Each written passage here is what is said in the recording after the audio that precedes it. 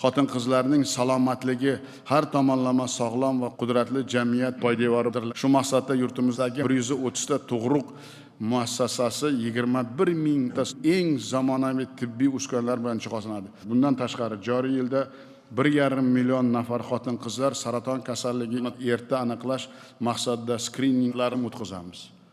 Ayollar o'rtasida jismoniy tarbiya va sport ommalashib borayotganini, jamiyatda sog'lom muhitni shakllantirishga katta turtki bermoqda.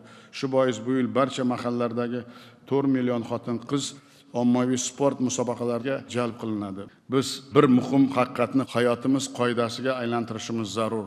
Ayollar sog'lom bo'lsa, oila mustahkam bo'ladi.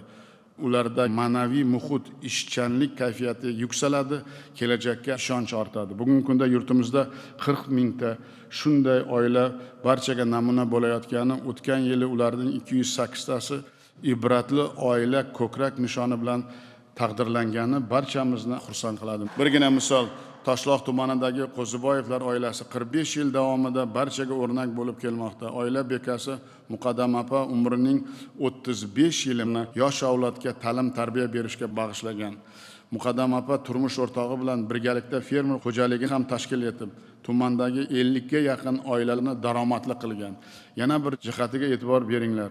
Bu oila 30 dan ortiq ehtiyojmand oilani otaliqqa olib, ularning farzandlariga g'amxo'rlik ko'rsatib, ta'lim olishi, kasb-hunar o'rgatishga ko'maklashmoqda. Mana yurtimizda qanday ayollarimiz bor. Rahmat sizga. Yana bir marta bayramlar bilan tabriklaymiz.